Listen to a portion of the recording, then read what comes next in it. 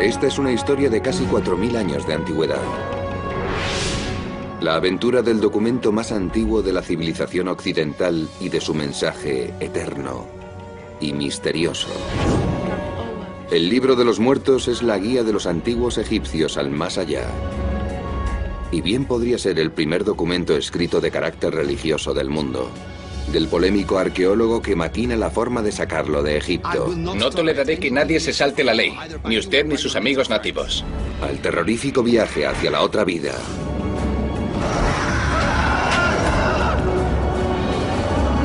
El libro egipcio de los muertos es una historia tan antigua como la civilización. Esta primera plasmación del concepto de juicio final podría contener las respuestas a preguntas que la humanidad lleva milenios enteros formulándose.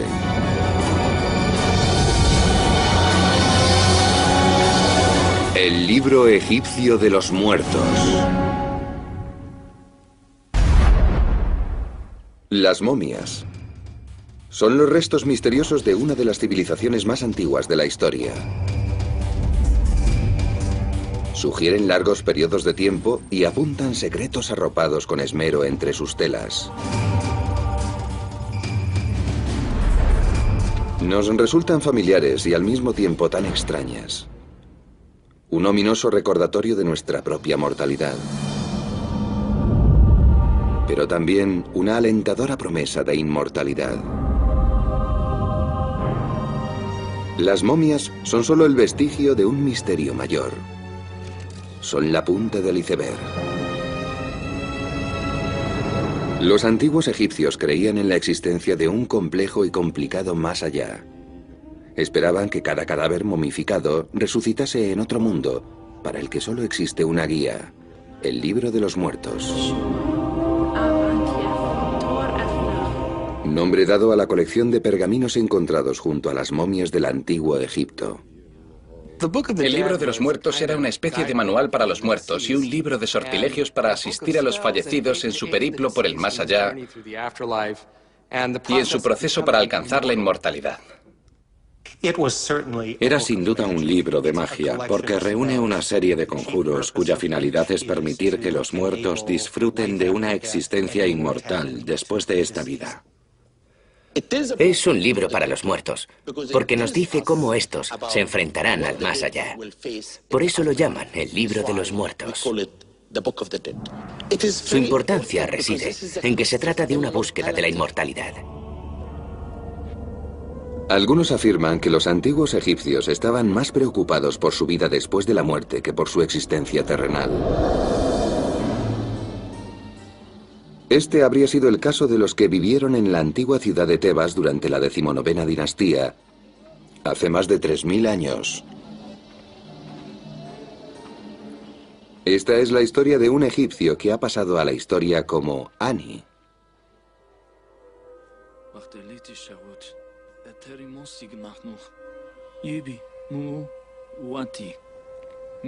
Corazón mío, no me engañes en el otro mundo. Vámonos. Todavía quedan muchos años hasta que muramos.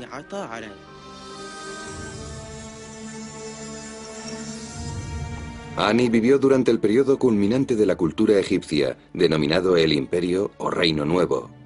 Entre los años 1600 y 1200 a.C., un grupo de grandes faraones militares conquistaron los territorios situados entre Nubia y Siria. Reyes como Ramsés y Seti construyeron enormes palacios y suntuosos templos. Ani disfrutaba de una de las posiciones más altas en la jerarquía social del antiguo Egipto. Tal vez sea en esos intervalos de prosperidad relativa cuando las civilizaciones comenzaron a plantearse cuestiones filosóficas sobre la vida y también sobre el más allá. El padre de mi mujer acaba de morir. Lo enterraron como a un miserable. Ni siquiera fue momificado. Ni siquiera una tumba. Los documentos han dejado claro que estos asuntos tenían una gran importancia para Ani. La idea de morir sin haber llevado a cabo los preparativos apropiados para el otro mundo podría hacer peligrar la posibilidad de alcanzar el eterno paraíso. Es terrorífico. Tu miedo no te ayudará. Tienes que seguir con tu vida. La vida es corta, pero la eternidad no. La eternidad es muy larga.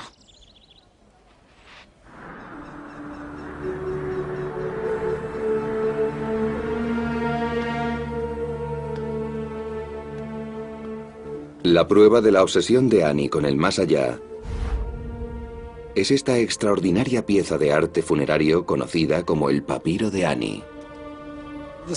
Este rollo de pergamino es con justicia una de las copias más célebres del Libro de los Muertos debido a su gran altura artística. La caligrafía y especialmente las bellas viñetas son uno de los ejemplos más impresionantes del Libro de los Muertos que han sobrevivido a través de los tiempos. Los arqueólogos han recuperado más de 25.000 copias del Libro de los Muertos. Los más antiguos se remontan al año 1500 a.C. y los más recientes son del siglo IV de nuestra era. Pero es aquí, en el afamado Museo Británico, situado en el corazón del Londres del siglo XXI, donde uno puede admirar el papiro de Annie, el mejor exponente que se conserva del Libro de los Muertos del antiguo Egipto. Pintado alrededor del año 1250 a.C., contiene 65 conjuros y sortilegios y más de 150 ilustraciones coloreadas. Esta exquisita obra es uno de los ejemplares más largos del libro.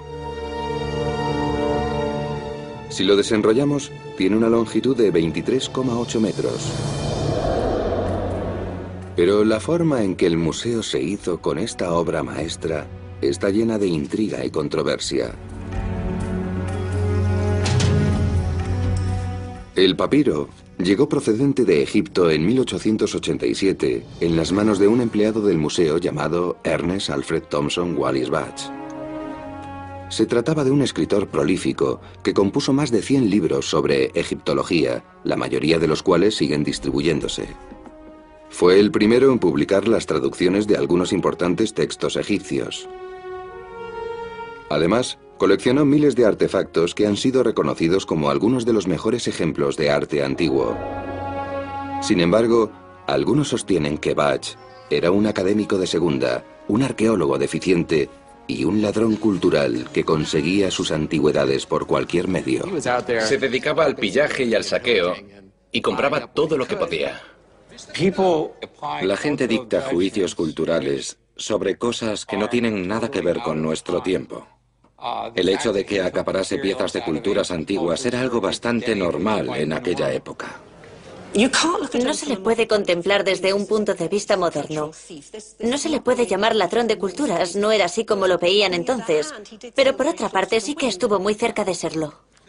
Creo que fue un ladrón. Uno puede ser un hombre honrado toda su vida, pero si roba algo, se convierte en un ladrón. Aunque su figura sigue siendo polémica, durante su vida, Budge fue un traductor respetado y uno de los mejores conservadores del Museo Británico. En el otoño de 1887, fue enviado a Egipto para reunir piezas.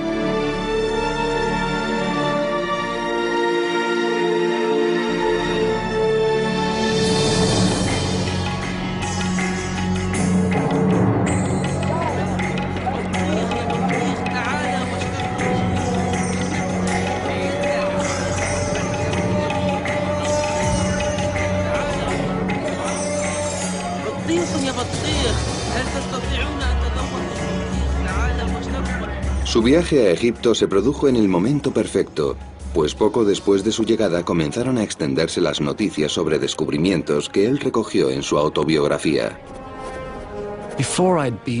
En mis primeras horas en el Cairo, me enteré de que todo el mundo hablaba de unos descubrimientos realizados en Egipto Superior. Circulaban unas historias extraordinarias, y aquellos rumores habían llegado a las grandes capitales europeas, de modo que había representantes de diversos museos del continente, cada uno haciendo lo que podía para hacerse con la parte del león. La primera parada de Budge fue el Museo Egipcio, donde se encontró con otros egiptólogos. Quedó consternado por el pobre estado de conservación de la colección del museo. Se supone que este escarabajo confería a su dueño la inmortalidad. Con suerte aquí durará 6 meses. Egipto no posee los medios de los grandes museos europeos, señor Batch. Pero al menos podrían limpiar el polvo. Lo mínimo que podrían hacer es proteger estos tesoros de la humedad. Esperemos que el nuevo director ayude a cambiar la situación. Sí, el famoso señor Grebot. Para supervisar los descubrimientos y la conservación de los artefactos del antiguo Egipto estaba el nuevo director de antigüedades coloniales, un francés llamado Eugène Grebot. El señor Grebot diría que el Museo Británico se compone de una panda de ladrones que desvalijan el patrimonio del país. Eso suena muy francés. Señor Batch, han encontrado un tesoro en Luxor. ¿Un tesoro en Luxor? Eso no suena muy arqueológico. Emil, me gustaría presentarte a Ramés, mi asistente. Encantado. Igualmente. No estará planeando algo ilegal, ¿verdad? Claro que no. La compra de antigüedades es robo. No es un robo mientras los egipcios traten sus tesoros así. Es una cuestión de preservación. Buenos días, Emil. Hoy, Ernest Wallis Batch tiene mala reputación. Pero en 1887, a él la reputación le interesaba menos que lograr un nuevo y reputado descubrimiento en Luxor, situada a 750 kilómetros río arriba de su base en El Cairo. Batch está decidido a llegar a su tesoro antes que el resto de coleccionistas. Su instinto competitivo le viene bien, pues entre estos artefactos se encuentra una ventana al otro mundo, algo nunca visto por el hombre moderno.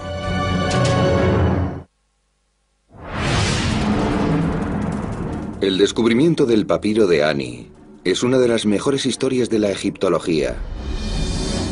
Una aventura de conspiraciones, intrigas y un héroe polémico, Ernest Wallis Batch.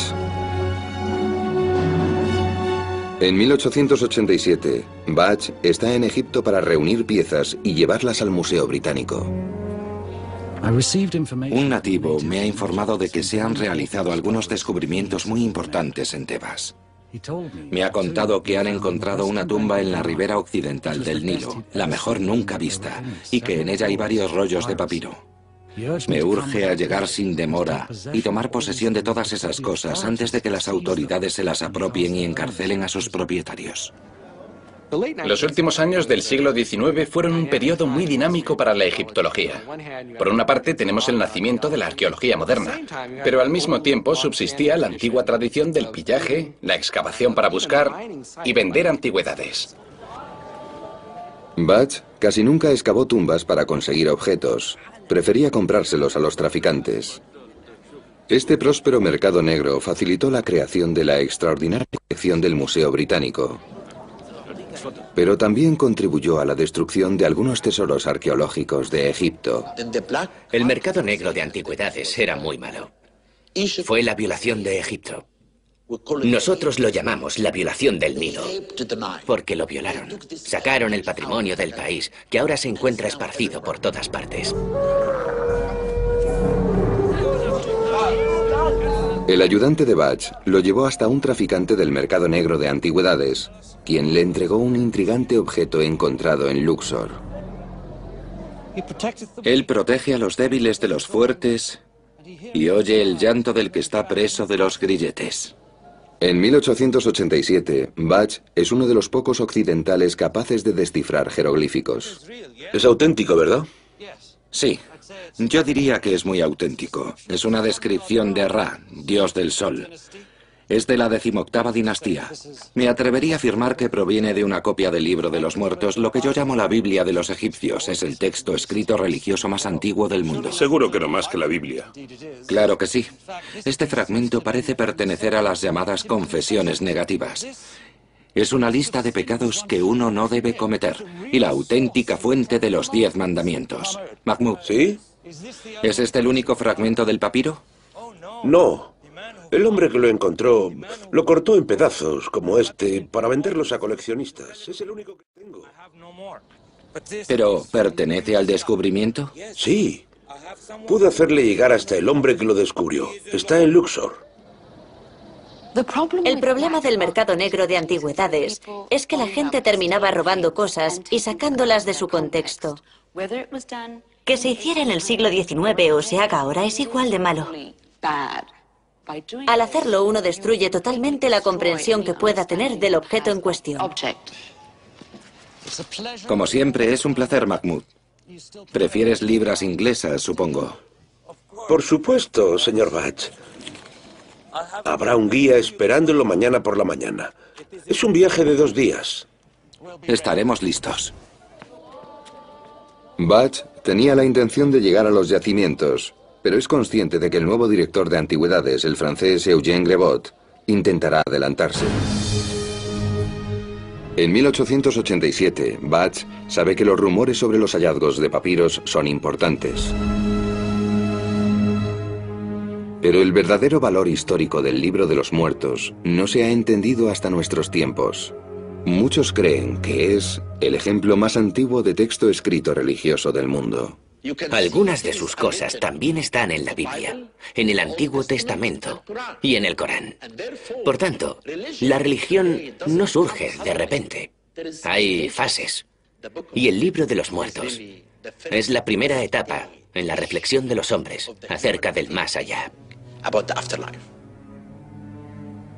El Libro de los Muertos tiene sus antecedentes en otros textos religiosos encontrados en Egipto, en las pirámides. Aquellos fueron tallados en los edificios durante la Quinta Dinastía, alrededor del año 2300 a.C. Después, la realeza y la nobleza egipcias optaron por trasladar esas inscripciones de las pirámides a sus sarcófagos. El conjunto se conoce como los textos de los sarcófagos. Después, durante el Imperio Nuevo, se produjo un renacimiento de la literatura y de las artes, y entonces encontramos más ejemplos de literatura funeraria que copia los conjuros y sortilegios de los sarcófagos en papiros que puedes llevarte contigo porque se entierran junto a tu momia. En el año 1250 a.C., durante la vida del escriba Ani, los conjuros del Libro de los Muertos ya contaban con más de 1000 años de existencia. Gracias a los restos históricos, sabemos que Ani era un escriba del templo. Hoy en día se le consideraría un contable. Nos enteramos de que había sido escriba real, encargado de llevar la cuenta de las ofrendas hechas a los dioses. Los templos eran instituciones religiosas, pero también económicas. Ani era el encargado de las ofrendas, pero también de los graneros del templo. La posición de Ani como escriba nos dice que era parte del grupo mejor formado dentro de la élite egipcia. Pero es evidente que a Ani le preocupaba mucho su situación en la otra vida. La eternidad solo quedaba garantizada por la posesión de un ejemplar del Libro de los Muertos. Seguramente el Libro de los Muertos fue creado en una institución denominada la Casa de la Vida. Era un lugar vinculado a los templos en el que se promovía el estudio de la religión. Allí se diseñaban los rituales, se originaban mitos, o al menos se desarrollaban, y también se creaban los textos funerarios. Ani habría conocido a algún sacerdote de los templos mientras buscaba el Libro de los Muertos. Había 2 formas de conseguir el libro. Una era encargarlo, y por consiguiente tenía que pagar un precio muy alto para obtener un ejemplar diseñado especialmente para su propietario. Pero también sabemos que muchos libros se hicieron sin indicar a quién pertenecían. El nombre del propietario, que se reitera a lo largo de cualquier ejemplar, se dejaba en blanco, de forma que cuando alguien llegaba y decía que quería uno, simplemente escribían su nombre y el objeto ya estaba listo para ser colocado en su tumba.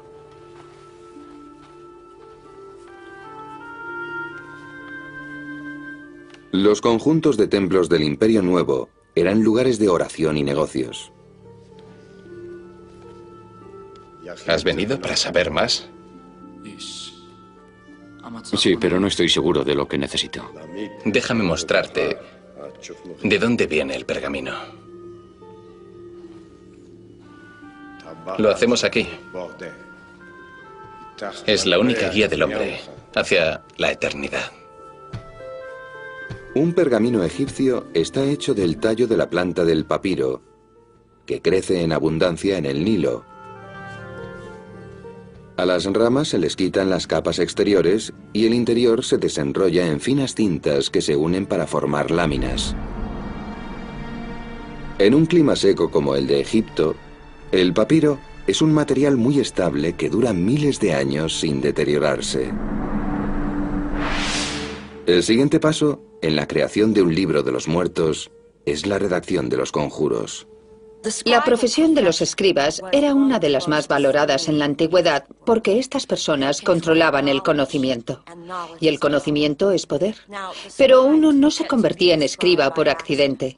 Antes había que pasar por años de entrenamiento riguroso que comenzaba en la infancia cuando los niños eran enviados a escuelas de escribas en los templos o en el palacio real. Se pasaban años y años para dominar los miles de símbolos que componen el lenguaje jeroglífico egipcio. En el antiguo Egipto, el lenguaje es un elemento mágico porque posee el poder de crear. Se asemeja mucho a lo que dice el Evangelio de San Juan. Al principio fue el verbo. El lenguaje tenía este valor como fundamento, algo que es parte esencial del libro de los muertos, que se propone bendecir a su poseedor con la buena vida eterna. El último paso en la composición de un libro de los muertos consistía en dibujar las imágenes o viñetas. Se creía que tenían poderes mágicos y que bastaban para determinar el destino de un hombre. Cualquier hombre sensato debería reunir todo el poder que le sea posible. Todo es parte del proceso de creación. Había un verdadero proceso de fabricación o confección y montaje a gran escala de libros de los muertos para satisfacer las peticiones.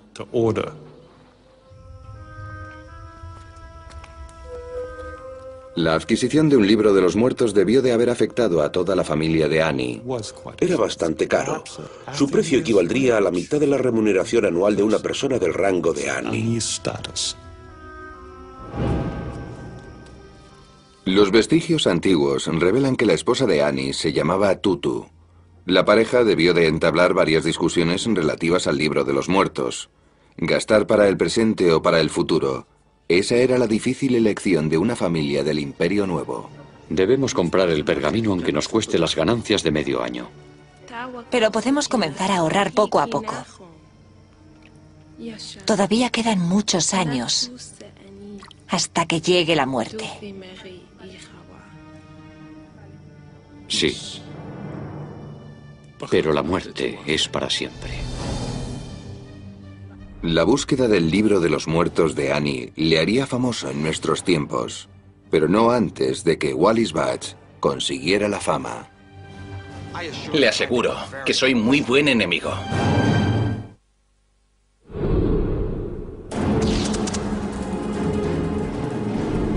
Se dice que la cultura del antiguo Egipto fue una cultura de la muerte. Queda muy poco de la vida cotidiana de aquella civilización, pero sabemos mucho de ella gracias a lo pródigos que eran con sus tumbas, sus tesoros, sus pergaminos y sus cuerpos momificados. Hoy en día la religión de los faraones es analizada con la tecnología del siglo XXI. En un estudio sin precedentes, los egiptólogos están aplicando tecnología médica de última generación a momias de 3000 años de antigüedad. La tecnología digital permite que los egiptólogos desenvuelvan de forma virtual a las momias sin dañar estos preciados tesoros. Mirad, el cuerpo está envuelto. Sí, ya veo. Y hasta tiene... Bajo la tela se halla un amuleto de 2000 años que protege al fallecido de los peligros del más allá. Cuando envolvían el cuerpo, colocaban amuletos protectores por todo el cuerpo, tanto en la parte frontal como en la dorsal, para que pudiera alcanzar el más allá. Lo bonito es que algunos de estos amuletos están relacionados con algunas cosas que figuran en el libro de los muertos. Es por eso que sabemos que su función era proteger al cuerpo de determinadas amenazas que encontrarían en su tránsito hacia el otro lado de la vida. Pero, para empezar, ¿por qué se molestaban los antiguos egipcios en conservar los cadáveres? Los antiguos egipcios momificaban a sus muertos porque creían que el alma necesitaba un vehículo físico para disfrutar de todas las delicias del más allá. Así que momificaban los cuerpos, es decir, los preservaban para que las almas los pudieran usar al regresar a ellos, y juntos gozar de la comida, la bebida y cualquier otra cosa que la otra vida pudiera ofrecerles. Pero la momificación no era un proceso fácil. Los embalsamadores extirpaban las vísceras, los pulmones, el hígado, el estómago, los intestinos. Después, las depositaban en envases ceremoniales conocidos como vasos canopos, que se guardaban junto al cuerpo. A continuación, un largo garfio sacaba el cerebro a través de la nariz. Los antiguos egipcios no creían que la masa encefálica fuese un órgano esencial. Aquí mismo podemos observar el defecto. Cuando atravesaron la nariz para llegar al cerebro, practicaron un agujero en la base del cráneo. Una vez que el cerebro estaba fuera, derretían resinas e introducían el líquido por la nariz y volteaban la cabeza para que el cráneo se llenase. Esto se hacía para evitar el crecimiento de bacterias en el cráneo. El corazón era el único órgano que permanecía en el cuerpo. Se pensaba que ahí residían la inteligencia y los sentimientos necesarios en la otra vida. También lavaban el cuerpo usando natrón, que es una mezcla de sal y bicarbonato. Tras 40 días, untaban el cuerpo disecado con aceite y fragancias y por último lo envolvían en medio de grandes ceremonias rituales. Con esto concluía la momificación y entonces el cuerpo podía ser enterrado. Pero la momificación solo era el comienzo de un largo periplo.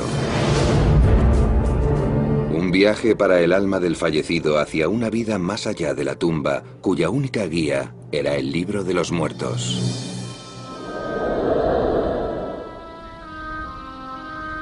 En algún momento cercano al año 1250 a.C., un escriba llamado Ani comenzó a preocuparse por el más allá. Cree que el libro de los muertos le proporcionará tranquilidad. Cuando mueres y alcanzas el más allá, el viaje, la transición, son muy peligrosos para el espíritu del muerto antes de renacer para siempre. Tienen que pasar una serie de pruebas, y el libro de los muertos contiene las respuestas y las medidas de protección para afrontar los riesgos del viaje. Es la búsqueda de la inmortalidad. Si no conoce el libro de los muertos, el fallecido nunca alcanzará la otra vida. Precisamente lo más importante para los antiguos egipcios. El libro de los muertos era un objeto costoso y la decisión de adquirirlo conllevaba un proceso difícil y complicado. Había 186 conjuros y el tipo de pergamino se basaba en las necesidades y presupuesto del comprador. Aquí lo tienes. Los sacerdotes de los templos ayudaban a las personas a elegir los conjuros que necesitarían en el más allá. Todos nos enfrentaremos al cruel escarabajo, que nos come como si fuésemos estiércol. Todos tendremos que enfrentarnos a él, al monstruo devorador, que quiere comerse nuestros espíritus.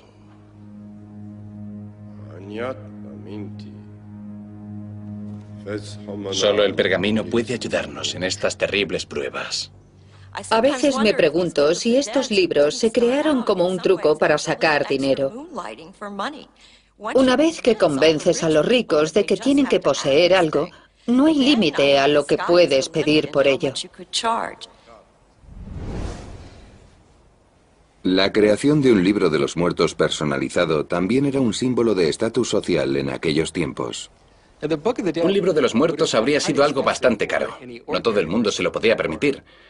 Es algo que la arqueología ha demostrado, ya que solo se han encontrado libros de los muertos junto a los miembros de la élite. Sin embargo, esto significaba un cambio respecto de los inicios de la cultura egipcia. Antes, la momificación y la vida después de la muerte entre los dioses había sido algo reservado para el faraón.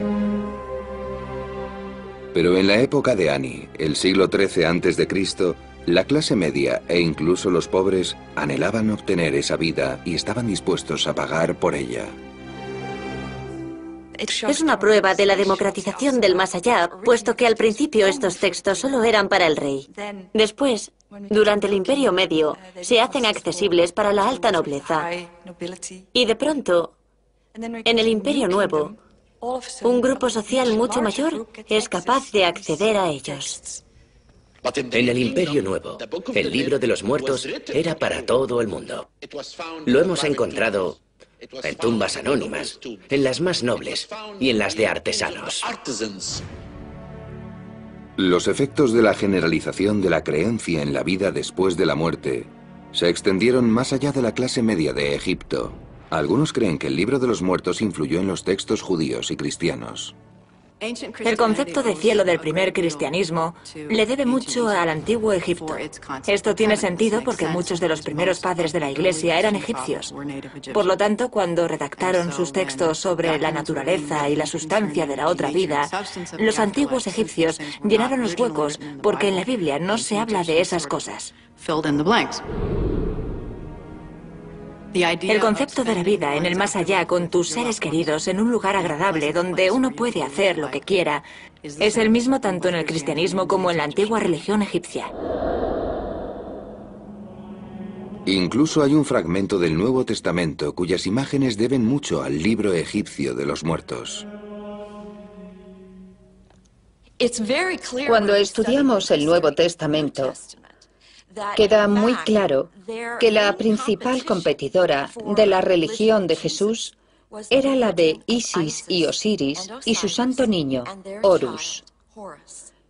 Muchas de las primeras representaciones de la Virgen María con el niño Jesús en su regazo están basadas en las estatuas de Osiris sosteniendo al faraón, quien simboliza a su hijo. Una de las primeras personas que se percató de la conexión entre el libro de los muertos y la Biblia fue precisamente Wallis Budge. El hecho es que los egipcios creían en un solo dios, Osiris, que había vivido sobre la tierra donde sufrió una muerte cruel y después se alzó de entre los muertos. No hay duda de que ciertos conceptos e ideas religiosas cristianas tienen orígenes directos en los egipcios. Es interesante constatar que las creencias éticas y religiosas de las personas tienen mucho en común, a pesar de las diferencias geográficas e históricas.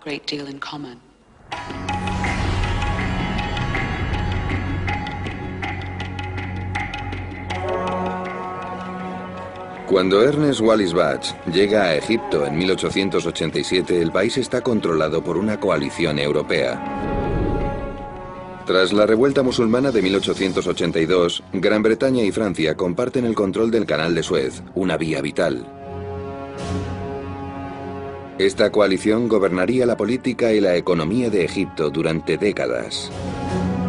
Sin embargo, no es una alianza fácil y hombres como Budge no la facilitan. Budge ha oído rumores sobre un gran descubrimiento en Luxor, pero sus planes para encontrarlo le colocan en una posición contraria a la nueva política del director de antigüedades coloniales, el francés Eugène Grevot. Señor Budge. ¿Sí? Venga conmigo. ¿Por qué? ¿De qué se trata? El señor Grevot desea verlo. ¿En serio? ¿De veras? Ramés, nos vemos mañana a las 9 de la mañana delante del hotel. Monsieur Grebot ha publicado un libro muy bueno sobre la religión egipcia, pero ni su naturaleza, ni su formación, ni su personalidad son las adecuadas para el puesto que ocupa. Siéntese y espere aquí. ¿Aquí? Y todos los que se toman el bienestar de Egipto en serio lamentaron su nombramiento.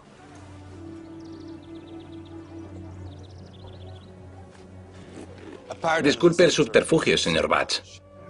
Pensé que para el director del Museo Egipcio, ser visto en público con un hombre de su reputación no sería precisamente una imagen favorecedora. Monsieur Grebot, supongo.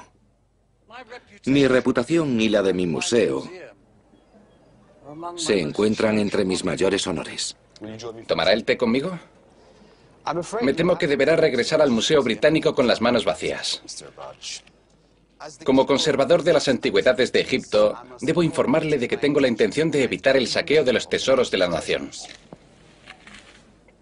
Señor mío, el objetivo del Museo Británico es precisamente la conservación del patrimonio mundial. Mi antecesor me contó que en su último viaje usted sacó del país más de 1.400 piezas antiguas de forma ilegal. Su predecesor había enviado una cantidad similar al Museo del Louvre. Señor Batch, sacar antigüedades del país es ilegal y tengo la intención de hacer cumplir la ley de forma estricta. Cualquier sospechoso de tráfico ilegal de antigüedades será sometido a una dolorosa investigación que no excluye necesariamente la tortura. Amenazar a los hombres y mujeres que viven aquí no es el mejor modo de ganarse su confianza. No necesito su confianza, sino su obediencia. Todas las antigüedades pertenecen al Estado y a sus museos. Pero esa gente lleva generaciones viviendo de las antigüedades. En vez de enfrentarse, debería aliarse con ellos, y así lo conducirán a mayores descubrimientos. La ley es muy clara. Todos los objetos antiguos, descubiertos o no, están dentro de mi jurisdicción. No toleraré ninguna desviación de la norma, ni suya, ni de sus amigos nativos. Bueno. Siento que nuestras opiniones no sean coincidentes. No se oponga a mí, señor Batch. Le aseguro que soy muy buen enemigo. Usted no es ningún enemigo, sino un simple incordio. Que tenga un buen día. Batch sabe que si las autoridades francesas lo ven comprando antigüedades, le detendrán. Pero se ha enterado de los rumores que hablan de un gran descubrimiento en la ciudad de Luxor. Se supone que esto me llevará hasta Luxor, ¿no es así? No, señor Batch. Batch está dispuesto a arriesgarse, a ser detenido y encarcelado, o algo incluso peor, para conseguir el tesoro.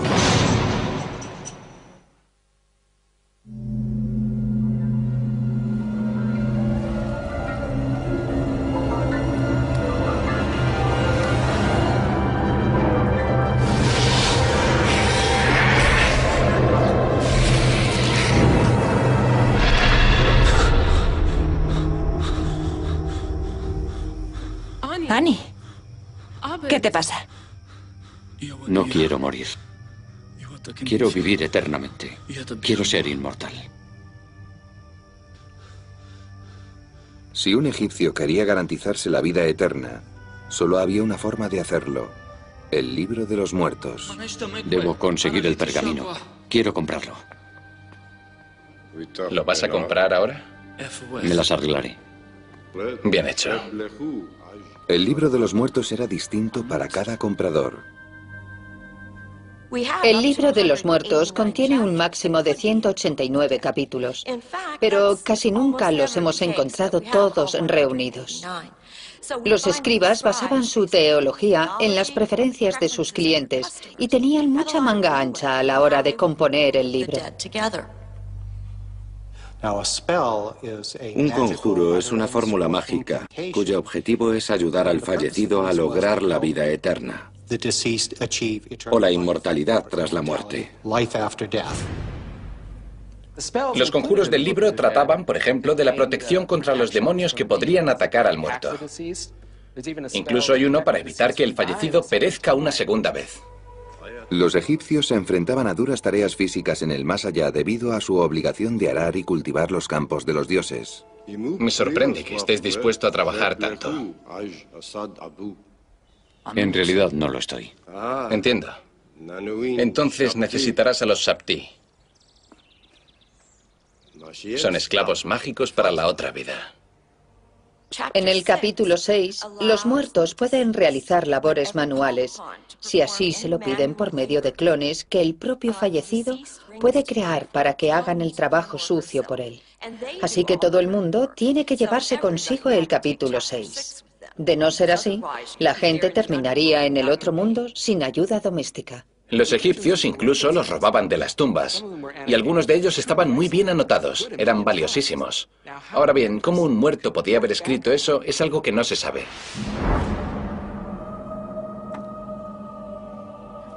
Los egipcios creían que el corazón era el órgano más importante del cuerpo, porque era el hogar del alma, el lugar donde residía la esencia del ser, del pensamiento y las creencias.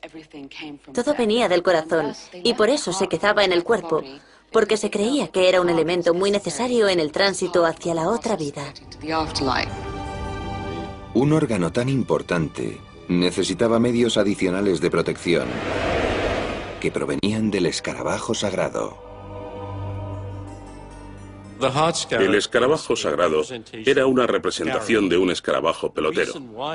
Esto se debía al hecho de que en Egipto el sol naciente era simbolizado por un escarabajo ciervo alzándose sobre el horizonte.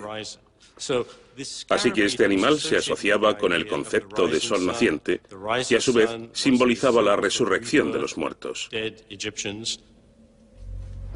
Sobre el escarabajo se grababan algunos de los conjuros que contiene el libro de los muertos que dicen: no mentí, no robé, no cometí actos impuros y tengo un corazón limpio, debo salvarme. Así pues, el escarabajo es como un fragmento del libro para los fallecidos. Les preocupaba mucho que sus corazones revelasen ciertas cosas que habían hecho durante su existencia terrenal y que eso dificultase su acceso a la vida eterna.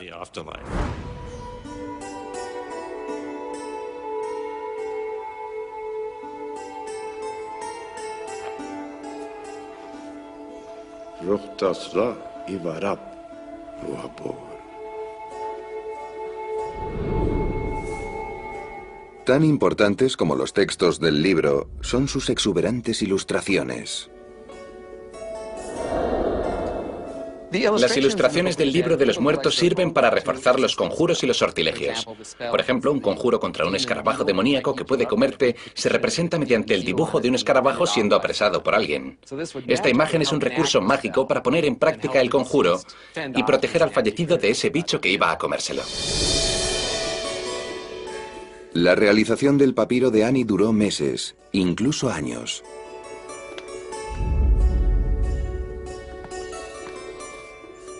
Para los antiguos egipcios esto valía la pena y el dinero que valiese, ya que se suponía que sus efectos durarían toda la eternidad. Es fácil imaginar el regocijo de Ani cuando terminaron su libro.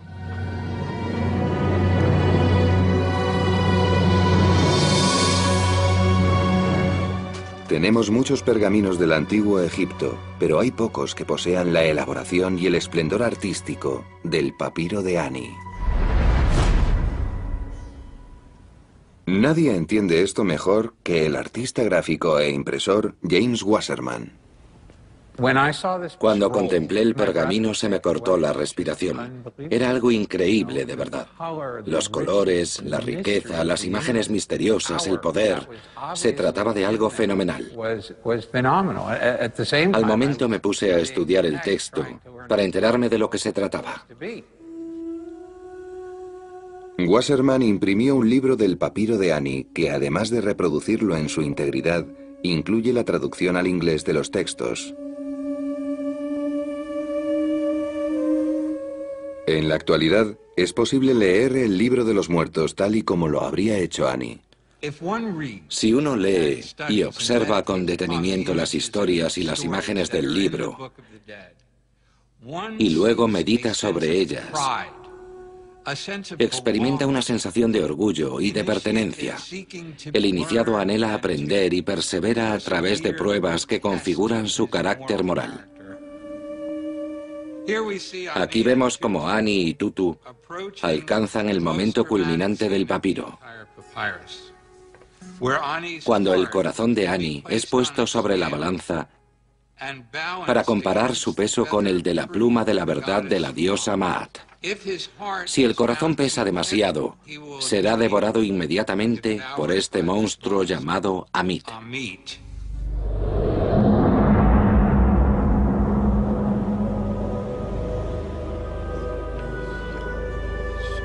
Para los antiguos egipcios, la muerte era el primer paso hacia la salvación.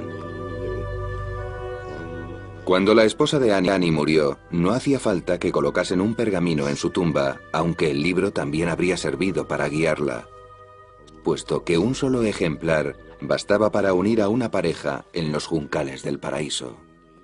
No estés triste, padre. Ella se preparó bien para la muerte. Tenía un buen corazón y no se lleva consigo nada de lo que arrepentirse. Pronto alcanzará el campo de juncos. Disfrutará del paraíso por toda la eternidad.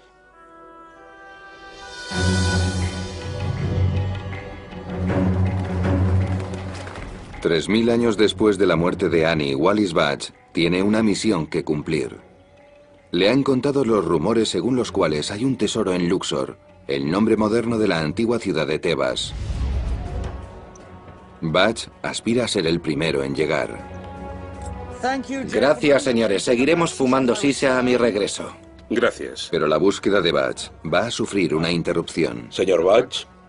¿Usted otra vez? ¿Qué ocurre ahora? Queda usted arrestado.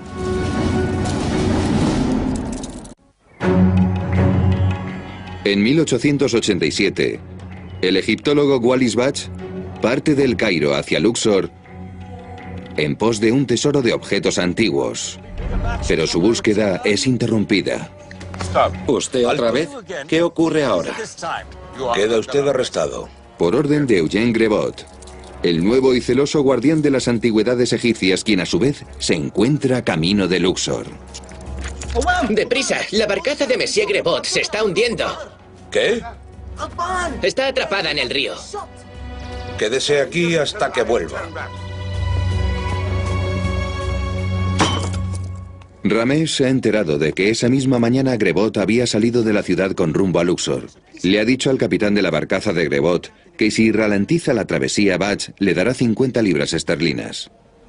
Por supuesto. Muy buen trabajo, Ramés. Ese es mi chico. Budge tiene reputación de estafador.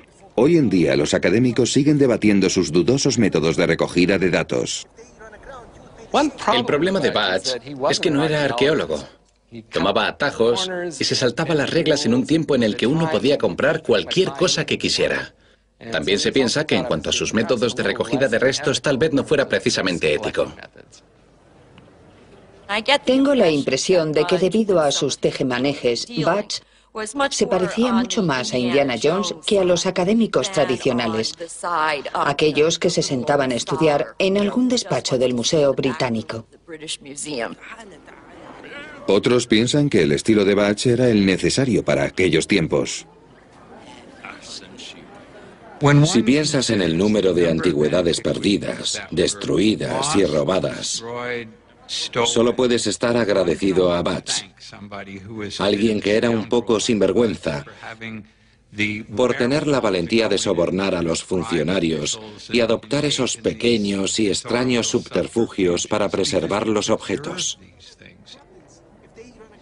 Usó su influencia y sus conocimientos, sus contactos y su amistad con los egiptólogos extranjeros que había en Egipto en aquellos momentos para robar muchas antigüedades, sacarlas del país y colocarlas en el Museo Británico.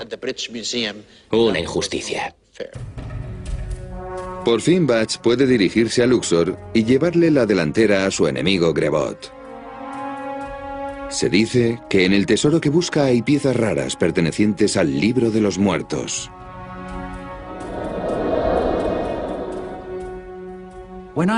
Cuando llegué a Luxor vi que los traficantes habían reunido muchos objetos de valor de las tumbas situadas en la parte oeste de Tebas.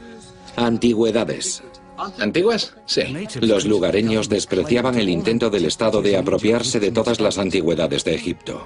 Las había por doquier. ¿Cuánto? 10 libras. Es demasiado. 5 libras. Aunque no sobraba el dinero. Gracias. De nada. Gracias. De nada.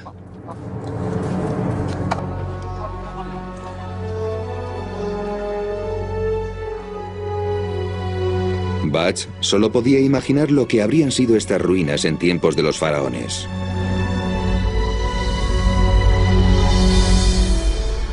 Unos 3000 años antes, cuando Luxor era conocida como Tebas, un escriba llamado Ani había encargado su propio libro de los muertos por el precio de medio año de su salario.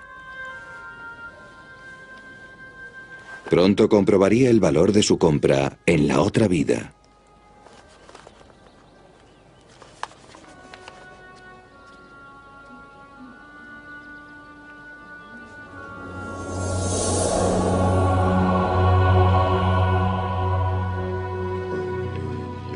No hay forma de saber cómo murió Ani, pero sí tenemos una idea precisa de su entierro. Como escriba real, Ani formaba parte de la élite. Sus honras fúnebres tenían que haber sido caras y elaboradas.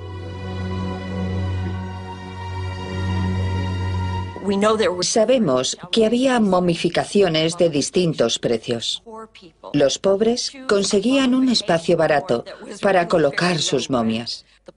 Lo que hacía la familia de una persona pobre era enterrar la momia bajo la arena justo fuera de la tumba o pirámide de otra persona, con la esperanza de que la siguiera como si se fuese a impregnar de ella. En cambio, para los funerales más caros, la momificación podía durar hasta 272 días y se usaban los mejores féretros y sarcófagos. Tras la momificación, el fallecido se colocaba en un deslizador con forma de barca tirado por bueyes, y así lo transportaban a su tumba situada en alguno de los grandes cementerios esparcidos a lo largo de la ribera occidental del Nilo.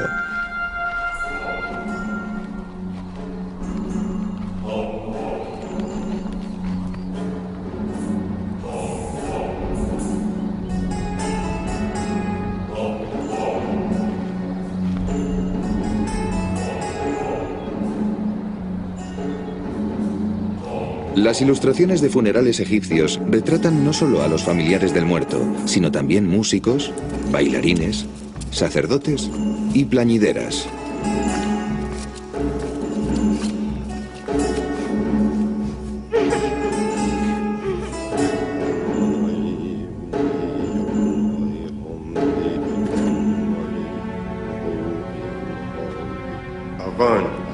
El último ritual del entierro de una momia es la colocación del libro de los muertos.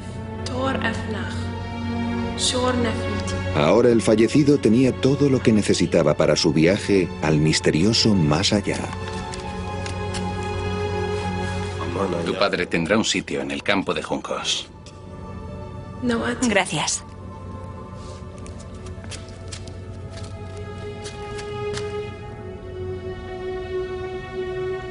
Adiós, padre. Volveremos a vernos cuando estemos bajo el mismo sol.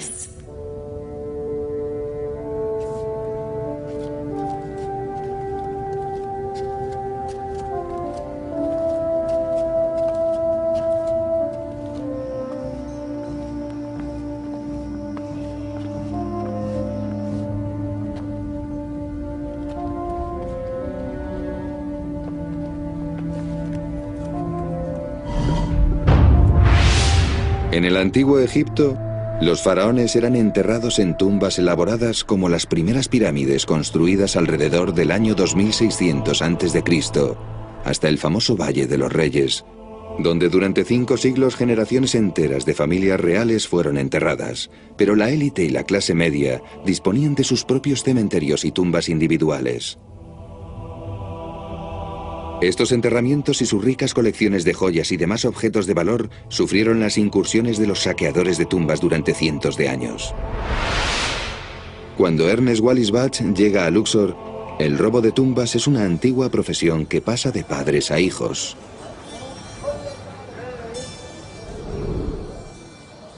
Algunos nativos comercian abiertamente con antigüedades. Odian a los funcionarios del servicio de antigüedades porque creen que lo que quieren es quedarse con las piezas, no conservarlas en el Museo de El Cairo, para venderlas ellos mismos. Están dispuestos a negociar con cualquiera que no trabaje para el Estado egipcio. A ti te vendo, porque ya le has comprado cosas a mi familia. Pero no debes traer a ningún francés. ¿Entendido? No traeré a ninguno, te lo prometo, Hassan. A menudo Bach es impreciso cuando explica dónde había hallado las cosas. Eso se debe a que les compraba a los traficantes de antigüedades, quienes le contaban dónde las habían encontrado.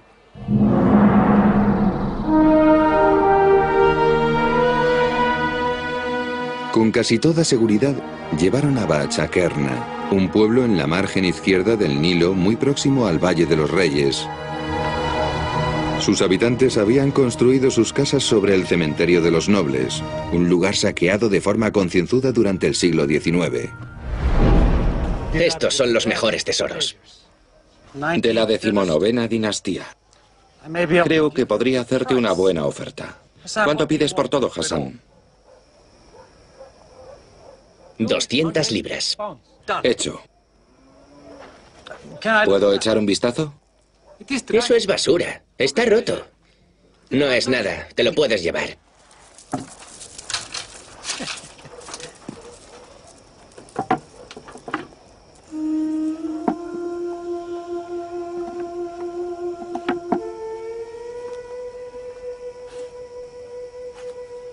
Dios mío. El sello está intacto. Señores, creo que estamos ante un documento que no ha sido tocado durante 30 siglos o más.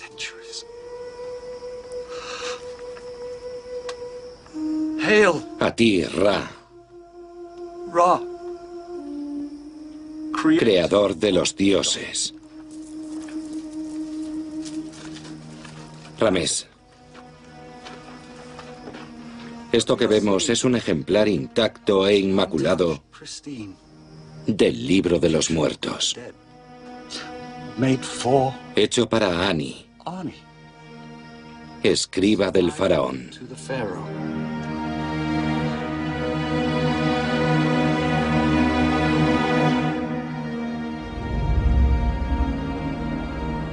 Para un egiptólogo como Bach, un papiro es un objeto fascinante.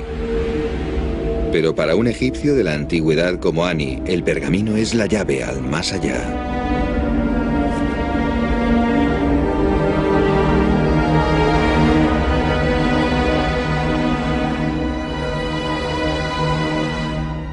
Los egipcios creían que el más allá era un lugar peligroso. Seguramente esto simbolizaba la crisis de la muerte. Para los egipcios que amaban la vida, la muerte era una fractura en el tejido social. Para los egipcios de la antigüedad, la muerte es el inicio de un viaje plagado de peligros.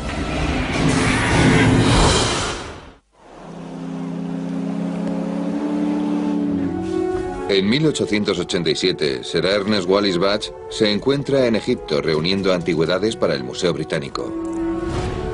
En un viaje a Luxor, lugar de la antigua ciudad de Tebas, descubre el papiro de Ani, de 23,8 metros de longitud.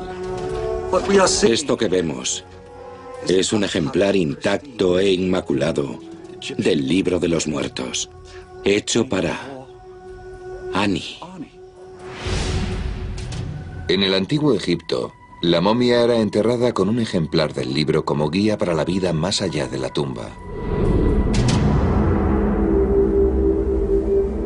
Los egipcios creían que tras la muerte la persona se despertaba en el mundo subterráneo, o Duat. En este lugar misterioso, el fallecido debía afrontar una serie de pugnas y desafíos.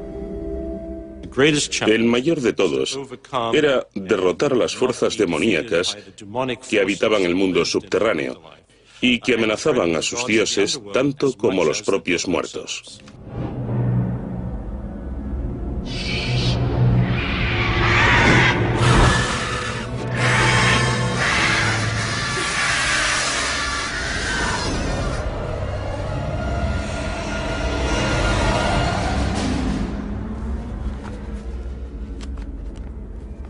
Para los egipcios, la muerte era una crisis que tenía que superarse. Pero como eran optimistas, también pensaban que eso era posible, pero no sin antes realizar una serie de tareas y vencer varias luchas.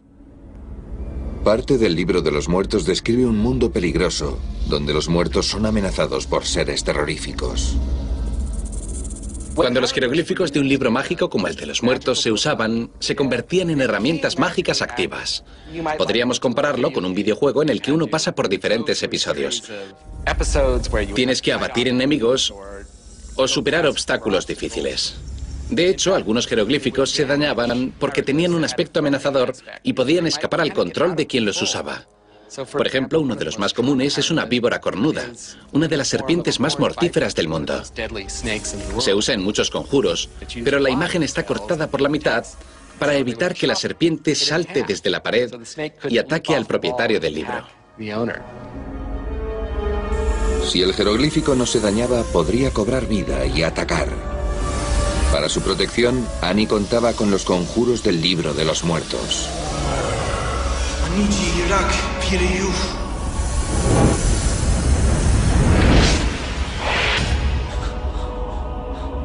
Pero en el más allá egipcio también hay aliados. Basándonos en textos como el libro de los muertos, pensamos que los fallecidos habrían sido recibidos inmediatamente por el dios Anubis, también conocido como el que abre los caminos y guía a los muertos a través del más allá.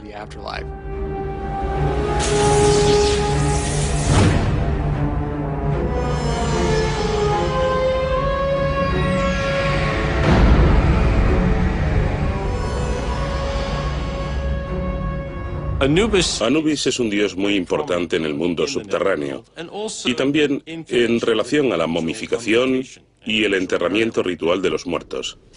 Siempre aparece con cabeza de canino y se le identifica con el chacal y otros caninos que había en Egipto y que solían habitar los contornos del valle donde se encontraban los cementerios. Había una relación íntima entre los perros salvajes y el mundo de los muertos. Anubis es tanto guardián como guía de los muertos. Su trabajo consiste en garantizar que llegues sano y salvo al lugar del juicio y a todos los lugares que necesites alcanzar. Uno de los capítulos más importantes del libro de los muertos es un misterioso ritual llamado la apertura de la boca. Detente, dios de la muerte. Tu boca está abierta, hombre muerto. Puedes hablar. Lo que me encanta de ese rito es que no se limitaba a abrir simbólicamente la boca. También se abrían los ojos y los oídos. Algo que tiene mucho valor filosófico. La ceremonia de la apertura de la boca era el despertar espiritual del cuerpo. Una vez que la persona moría, sus sentidos se cerraban, lo cual permitía que el cuerpo actuase como el contenedor del alma del fallecido, probando las ofrendas, oliendo el incienso, oyendo las plegarias y usando objetos como el libro de los muertos para ayudar al alma en su viaje a través del más allá. El pergamino es la llave que abre este viaje. Los muertos tienen un objetivo en el mundo subterráneo. Llegar a los campos de juncos o campos de las ofrendas, un lugar sagrado donde pueden vivir para siempre.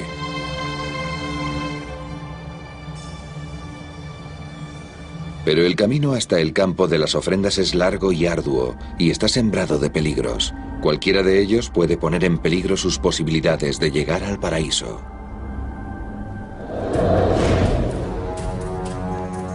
En 1887, Ernest Wallis Budge se encuentra en Luxor, solo un paso por delante de las autoridades francesas y egipcias. Sus métodos heterodoxos tienen buenos resultados, pero también le granjean poderosas enemistades. Mira esto, Ramés. Más de 3000 años y los colores todavía resplandecen. Es casi como si estuviese vivo. ¿Son todos los libros de los muertos como este? No. Y he visto varios. Este es el descubrimiento de mi vida. De varias vidas. Tenemos que asegurarnos de que llega a casa entero. Señor Budge, todavía por aquí. ¿Le gustaría tomar un café conmigo y con mi familia?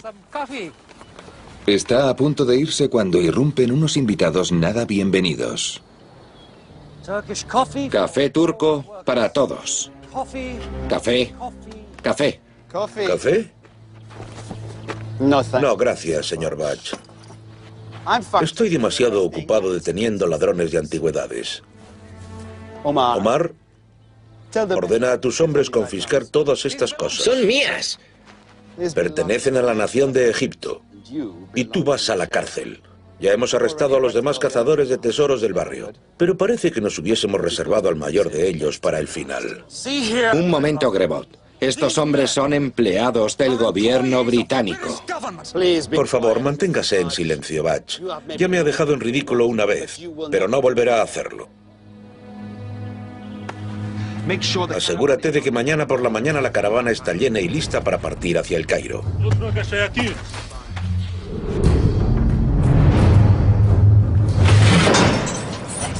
Con el papiro en poder de las autoridades, Batch sabe que podría perderse, o incluso algo peor. Acabar robado y cortado en pedazos que se venderán como recuerdos en el mercado negro. Los mismos métodos que Batch respalda podrían llevar a la destrucción de su mayor descubrimiento.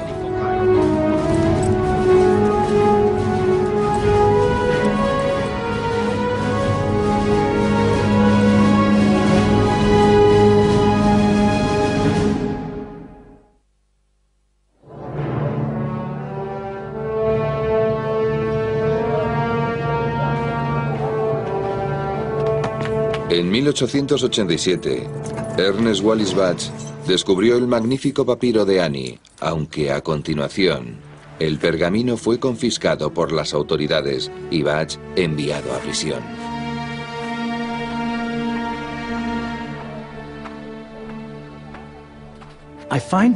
Me encuentro en graves aprietos. Encarcelado en Luxor y acusado por los franceses, precisamente ellos, de ser un saqueador de tumbas. Y todo esto después de haber realizado el mayor descubrimiento de mi carrera. Un antiguo pergamino funerario perteneciente a un escriba llamado Ani, lleno de colores y de imágenes fantásticas de miles de años de antigüedad.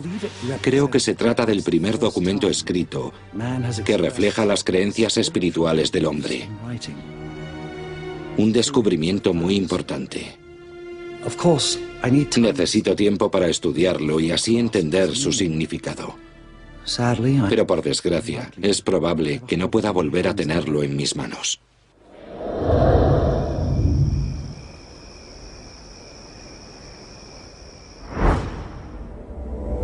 Para Annie, su libro de los muertos es una hoja de ruta al salón del juicio, donde los dioses decidirán si merece la vida eterna en el campo de juncos. Pero el camino hasta allí es traicionero. Los conjuros del libro de los muertos incluyen algunos para protegerse de los demonios que podrían atacar al muerto.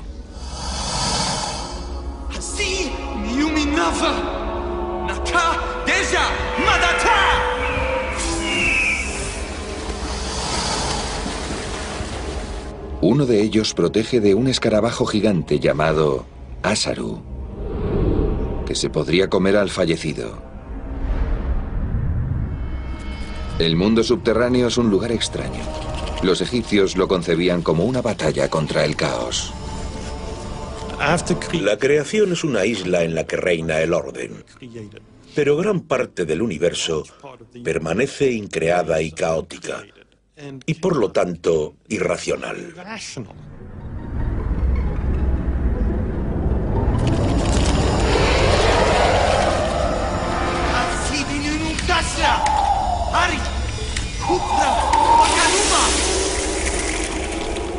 Igualmente, gran parte del libro de los muertos trata de este tipo de magia irracional, de la lucha contra fuerzas irracionales por medios irracionales. 3000 años después, en 1887, el papiro de Ani se encuentra en manos de las autoridades. Y Ernest Wallis Batch tiene que superar sus propios obstáculos. El sentimiento de impotencia es abrumador. Sé que cada segundo que paso en esta maldita celda, el papiro de Ani se aleja más y más de mi alcance.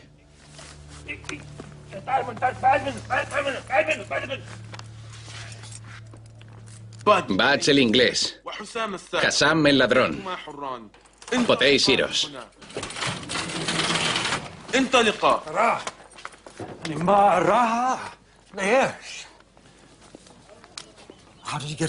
Pero, ¿cómo? ¿Por qué? Soborno.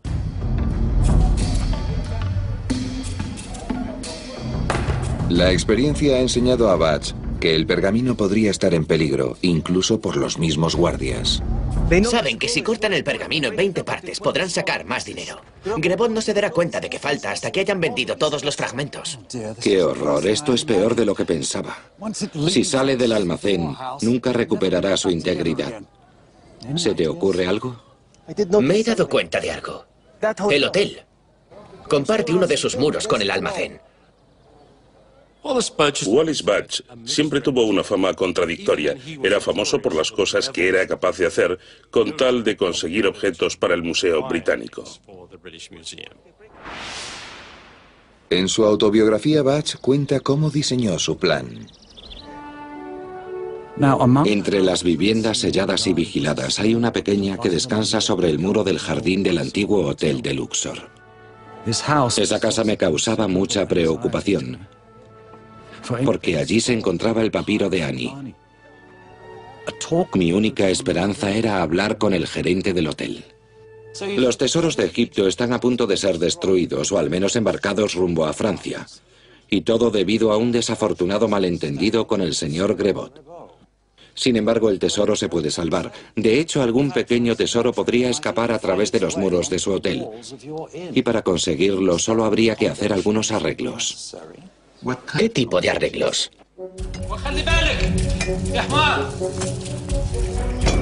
Bach contrata a unos lugareños para que excaven un túnel a través de los muros del hotel para llegar al almacén que guarda el papiro de Annie. Es impresionante lo rápido que trabajan. Hombres como estos llevan siglos excavando en busca de tumbas bajo sus casas. Un hotel de 50 años no es nada para ellos. Pero solo una noche antes de que las autoridades se lleven el pergamino, ¿será el atrevido plan de Bach suficiente para recuperarlo? ¿O por el contrario, el descubrimiento de su vida se perderá para siempre?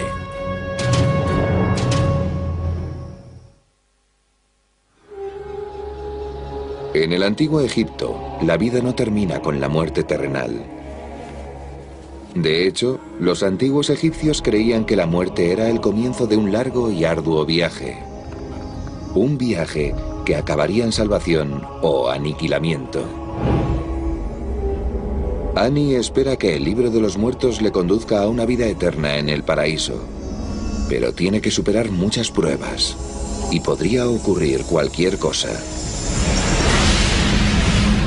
Si el alma en pena sigue las indicaciones del pergamino, encontrará el camino que le llevará al salón del juicio, donde debe encontrarse con 42 dioses, llamando a otras tantas puertas.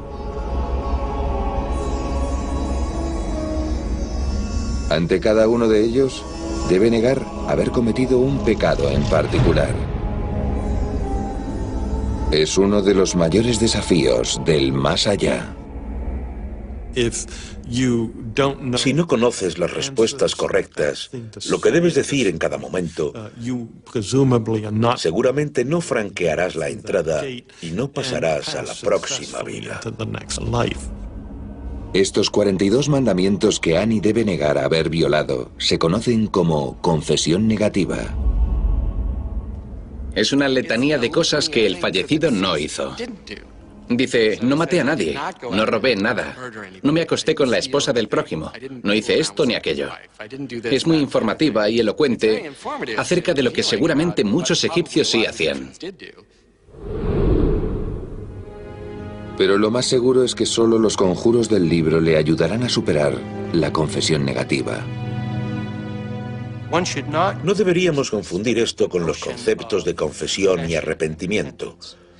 Se trata de fórmulas mágicas para limpiar el historial de lo que uno haya hecho sobre la tierra. Un hecho interesante es que la mayoría de los 10 mandamientos se encuentran en la confesión negativa. ¿Podrían los 10 mandamientos, redactados cientos de años después que el libro de los muertos, haberse basado en la confesión negativa? No hay nada en el libro de los muertos que diga que hay un solo Dios y que solo se puede adorar a un Dios. Sin embargo, casi todos los 10 mandamientos, las prohibiciones contenidas en ellos, aparecen en el libro de los muertos. Moisés nació en Egipto, y es fácil ver cómo el libro de los muertos y la cultura egipcia podrían haber influido en la Biblia. Sea o no el conjunto de confesiones negativas la fuente de los 10 mandamientos, los egipcios creían que para salvarse una persona debería haber llevado una buena vida. Hay muchos dioses que preguntaban, ¿qué hiciste? Este interrogante equivaldría casi a la pregunta de un examen. Preguntaban a los fallecidos para saber si se habían comportado bien o mal. Había que abrir todas las puertas. Y no era fácil franquearlas. Estaban guardadas por grandes escorpiones. Y el muerto tenía que responder las preguntas para que no se lo comieran. Ani se enfrenta a cada uno de los dioses mencionados en el libro de los muertos, dioses con nombres terribles como tragador de espíritus o quebrantahuesos. No he cometido ningún pecado. Entonces puedes pasar.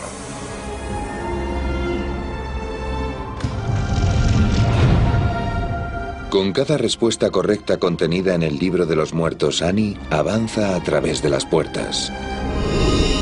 Tras la última, el alma de Ani encontrará al dios Horus, el hijo con cabeza de halcón de Isis y Osiris, quien acompañará a Ani a su prueba final en el salón del juicio.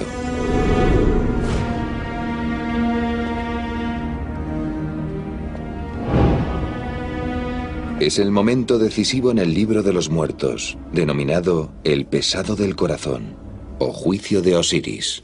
Los egipcios de la antigüedad se imaginaban que en el más allá les aguardaban muchos desafíos. Uno de los más importantes era afrontar con éxito el juicio ante el tribunal de Osiris, es decir, que uno fuese proclamado merecedor de convertirse en uno de los muertos sagrados. Alto ahí, hombre muerto. Espera tu turno para someterte a la balanza de los corazones. El corazón del muerto es la sede de su inteligencia, de sus emociones y de su mente. En el corazón se halla la esencia. Es donde se encuentran los actos buenos y malos. El fallecido debe entregar su amuleto del escarabajo a Anubis para que lo ponga sobre un platillo de la balanza y compare su peso con el de una sola pluma de la diosa Maat. Maat es una diosa que personifica la verdad, la justicia, el orden y el equilibrio.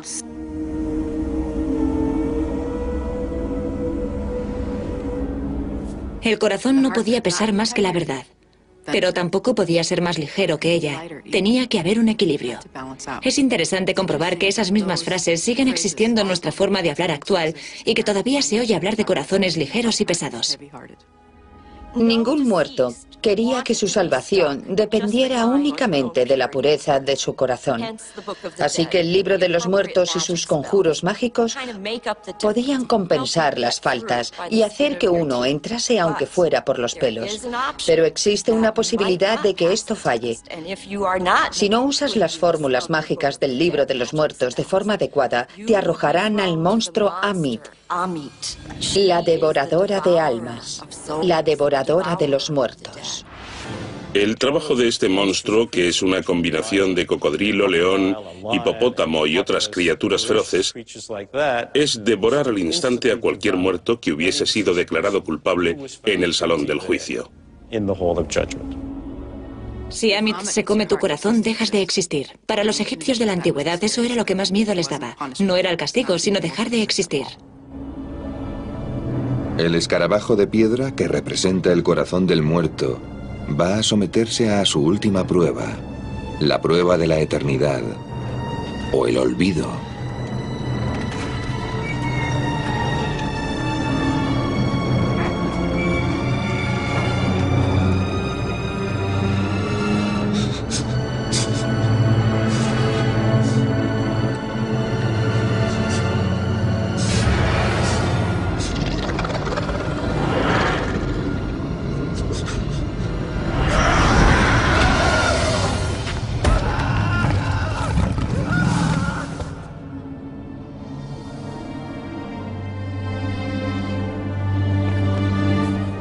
Cuando Annie llega al salón del juicio, sabe que sus tribulaciones en el mundo de los muertos casi han terminado.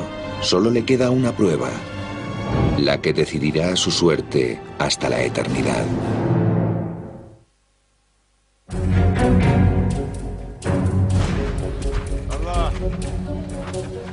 Tras perder el papiro de Annie, ahora en manos de las autoridades, Ernest Bach intenta recuperarlo. La casa convertida en almacén de las antigüedades descansaba sobre el muro del Hotel de Luxor, así que un grupo de hombres comenzó a cavar un hoyo por debajo del muro para traspasar la pared de ladrillos de arcilla sin cocer y acceder a la casa. Te digo que he oído algo. Nadie puede entrar mientras nosotros estemos de guardia. Asegúrate de que la caravana esté cargada y lista para salir hacia el Cairo por la mañana. Sin falta.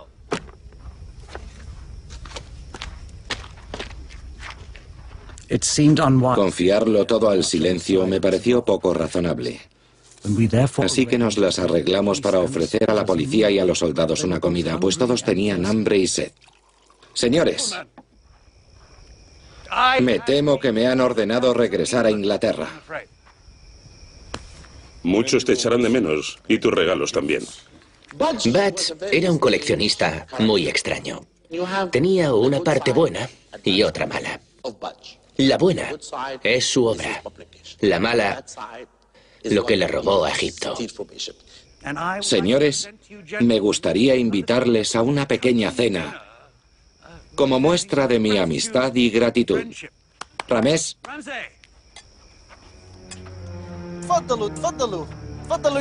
Buen provecho, caballeros. Bach sabe que si le cogen su carrera habrá terminado y que seguramente pasará muchos años en una prisión egipcia. Pero para él el riesgo merece la pena si así consigue recuperar su obra maestra de valor incalculable.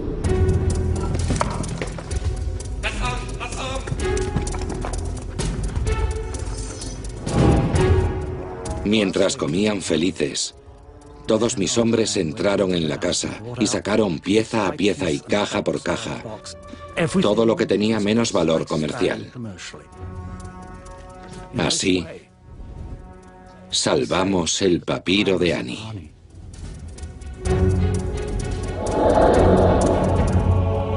$3000 años antes, el libro de los muertos había sido también de valor incalculable para Annie. Se trataba de su guía a través de las pruebas y del pesado del corazón, y su única oportunidad de alcanzar el paraíso eterno. Corazón mío, no me decepciones ante este tribunal.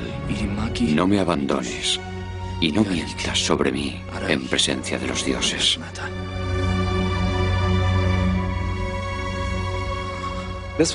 Este conjuro le ordenaba al corazón no desvelar nada. Es decir, que no dijese, te acostaste con la esposa de otro, o robaste algo, o algo así, cualquier cosa negativa. El objetivo era que el corazón dijese, todo bien, sin problema.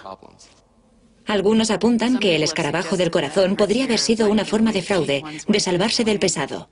Pero yo creo que es algo más. Es la idea de que para salvarse, una persona tiene que estar en un estado de calma emocional.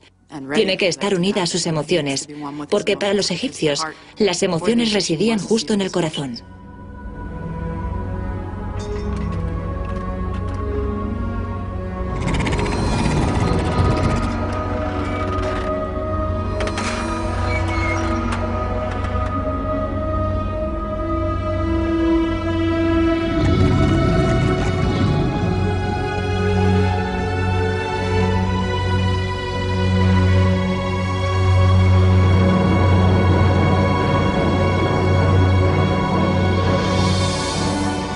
El papiro de Annie ayuda a su propietario a superar el juicio de Osiris en el Gran Salón.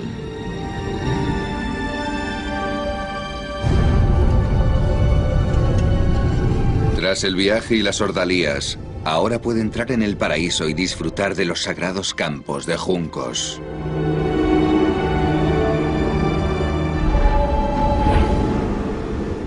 En 1887, Ernest Wallis Bach está a punto de enfrentarse a la última fase de su propio viaje peligroso. ¡Guardia! ¡Abre esa puerta! ¿Pero qué veo? A un lado. Registren la caravana.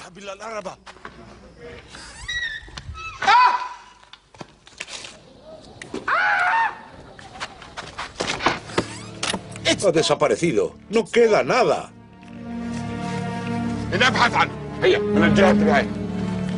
Aquella mañana, Bach y sus tesoros se encuentran a bordo de una barcaza rumbo a El Cairo y después a Londres. En diciembre de 1887, Sir Ernest Wallis Bach está de vuelta en el Museo Británico y con él el papiro de Annie íntegro.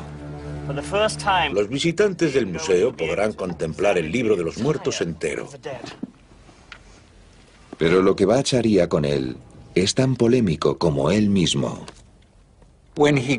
Cuando regresó al Museo Británico, recortó el libro en partes para estudiarlo mejor.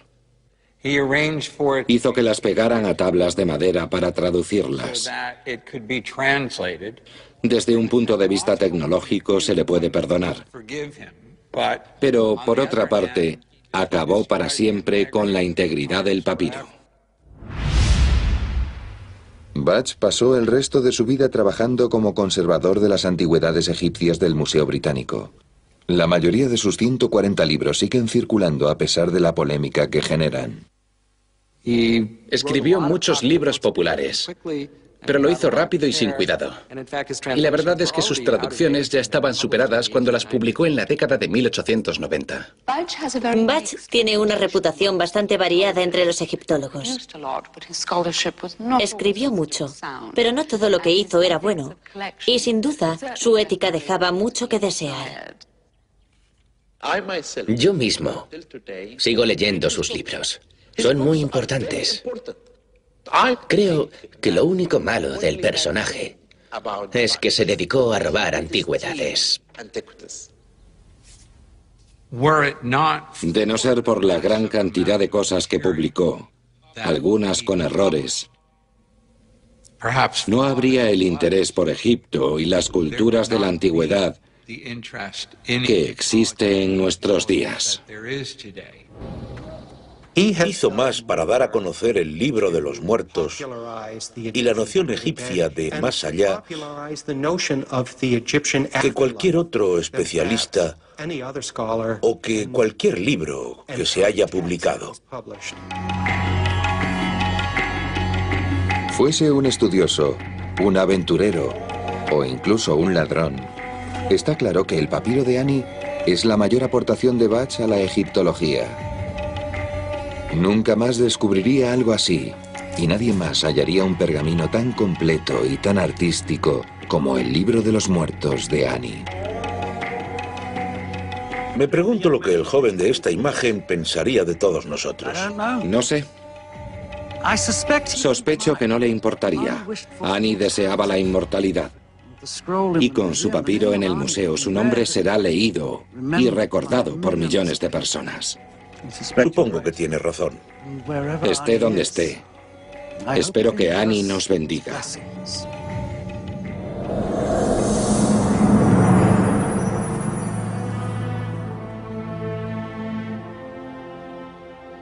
Siempre que nos preguntemos sobre los significados de la vida y la muerte, el libro de los muertos seguirá siendo bastante relevante. Los egipcios de la antigüedad lo escribieron no porque deseasen la muerte, sino porque adoraban la vida y querían que continuase. El libro de los muertos imagina que el lugar más santo en el que puedes estar es aquí mismo, sobre la tierra. En definitiva, el libro de los muertos de Egipto es una guía para los vivos, una guía sobre cómo hay que vivir sobre la tierra, una existencia ética y moral para conseguir la vida eterna. Pero los misterios de los antiguos egipcios permanecen, misterios que se hallan en el corazón del libro de los muertos.